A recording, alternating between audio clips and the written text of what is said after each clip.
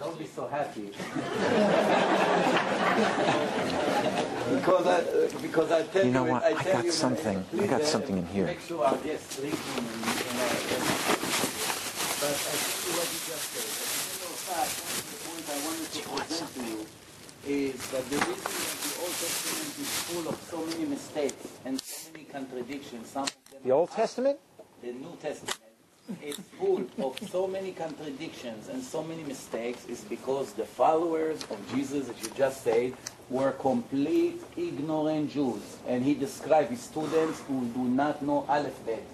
And when you come to ignorant people that cannot be accepted to any yeshiva and ask them to falsify a book claimed to be from God, what do you expect? Every page has so many mistakes. Believe me, I have such a list here. I did not tell you maybe 10% of the things I wanted. Not that I thought that I'll be able to do everything in 2-3 hours, but I only... Yosef, you got a big problem there. I'll tell you what your problem is. What? The problem is, if these disciples of Jesus, the ones who wrote the New Testament, and granted they didn't graduate from any yeshivas, and they were unlearned, but if they were so laughable, how is it that Christianity took off? How is it that even many of the Pharisees followed what these foolish people were teaching, unless they were convinced that something miraculous, unless they were convinced that the hand of God was involved? Very good. I'm glad you said it.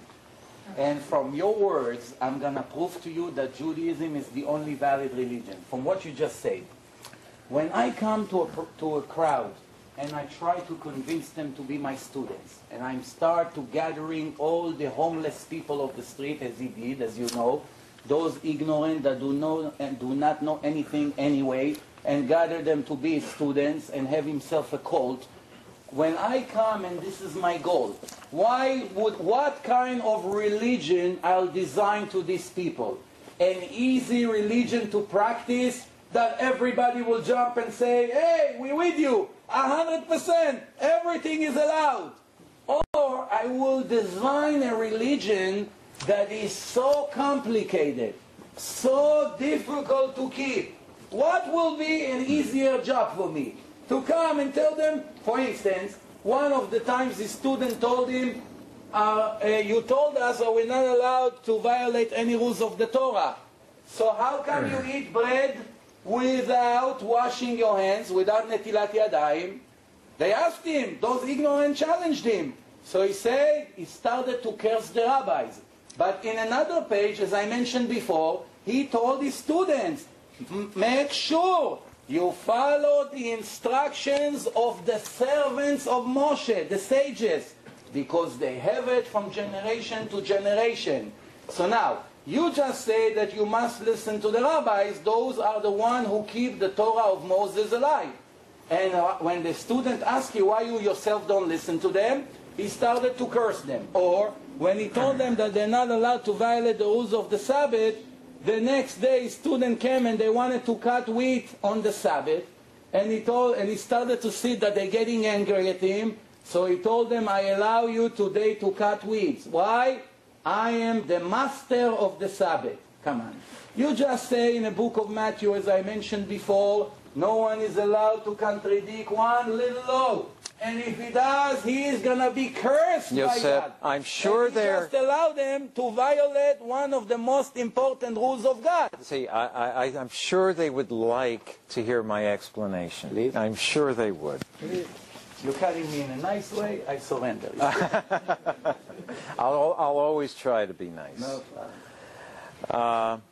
What Jesus did, he never said, you don't have to follow the law, or the law is not important.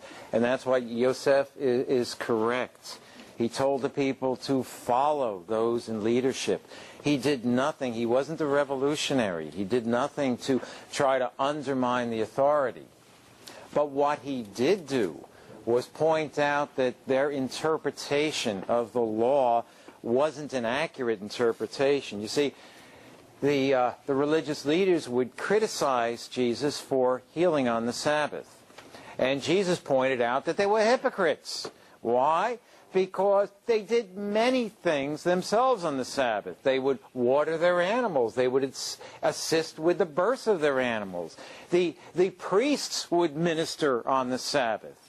And so he understood correctly, and the religious Jews of the day should also have been able to understand that there are certain commandments that are more important than others, that it is justified if somebody is starving to death to pick food on the Sabbath day. Wait, please. I used an example that is the worst sin in Judaism. Cutting weeds on the Sabbath is one of the 39 laws that we're not allowed to do on the Sabbath. You want the proof? I'll give you the proof. Okay, let's see it. Let's see it. I give the proof. Comes a person named Slofchad. You read in the Old Testament, Slofchad. He went on the first Sabbath after accepting the Torah, and he started to pull weeds, trash from the ground, and Moses didn't know what to do with him. He took him and put him in jail. He asked God, this is what he did. What should I do with him? God came and told him, execute him in front of the entire nation, leman iru v'irau, that a person like this have no right to live. And Jesus, as I mentioned before, and you agree with me, I'm not bringing sources that are not exist, and it says he allowed his student to do what Slofchad did. Now you just said no one is allowed to contradict the Torah, and you allow them to do something that the Torah say that it's death penalty. And when they told you, how are you allowing us such a thing? You say, I am the master of the Sabbath. You have to make up your mind. If you're the master of the Sabbath, that means God does not exist. You are a new God. The Torah is not true. If you come and say the Torah is the word of God, be very careful not to modify it, and you come and start changing it according to your need every day, then not only you're not the Messiah, you're not even a student. Are you allowed to defend yourself on the Sabbath? Are you allowed to minister in the temple on the Sabbath? Not to the point. But what is the point on this? The point is, can I come to one of my students that's sitting here, and he tell me, please, I'm going to lose $1 million if I'm not going to cut my weeds tomorrow because on Sunday there's a huge storm. I want to take my workers only tomorrow, Rabbi, I'm begging you. Please let me cut my weeds because I'm going to lose $5 million. Whatever the case is. Do you know in history, before Jesus, after Jesus, any rabbi that kept what Jesus suggested, not to move an inch from the Torah, that will have the guts to come and tell a student you're allowed to cut the weeds on the Sabbath? It's such a violation. But wouldn't you admit that there are exceptions? Yes, exceptions. Wouldn't you admit that there are some more important? Pikuach nefesh, only life risk.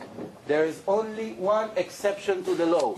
If a person is in a life threat, such as pregnant woman, she may get into problems, complications, or a person needs a hospital, we are the Jews driving on a Sabbath, or if we need to light fire to save the life of a Jew, even if we're not sure he has high fever, just there's a 1% chance that a person is going to die, comes the Torah and say, the laws were given for us to live, thanks to them, not to die. How about circumcising a child on the 8th day and violating the Sabbath? Okay. Which comes first? Comes the Torah in a clear sentence and told us that we are allowed to do it on the 7th day.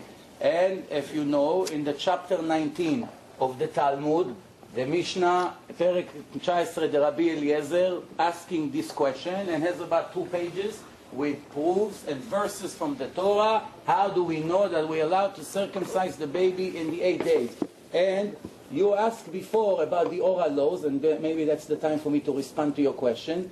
You have to use common sense, which is very simple. What's the common sense? God brings the Jews in front of Mount Sinai and gives them the written Torah.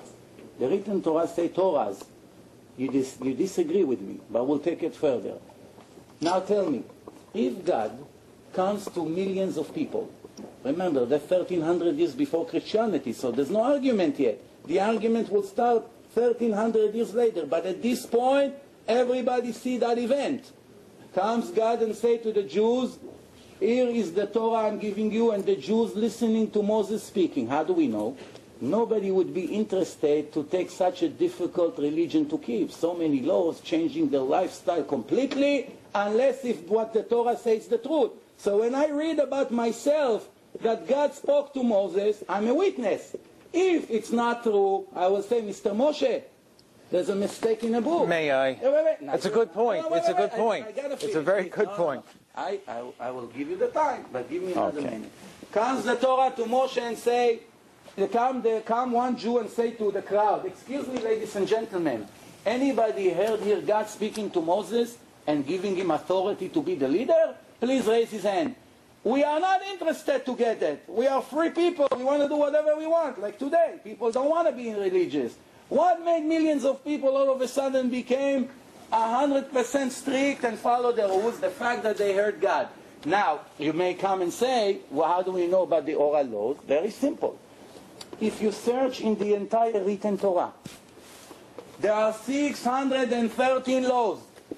Not in one place the Torah gave instructions, the written Torah, the Torah never gave instructions for people how to follow this mitzvah, this commandment. Which one? All of them. The 613 laws that describe in the Torah, without the oral laws, there is no way to understand one law. Such, I'll give you an example. The Torah say you have to circumcise a male born on the 8th day. You should cut the orla. We know what we cut when we circumcise a baby. Now, if we wouldn't have the oral laws, right, when Moses bring down the Torah, people will say, what you brought us, Chinese book? Okay, God say you should not cut the orla. What's orla? Mordechai would say, orla it's this. He would say, orla it's this. She would say, orla it's the nails. He would say, Moses, what's orla? There's no oral Torah according to your opinion. What's orla? Where we have to cut? God said that if we don't cut it, we're not Jews. We want to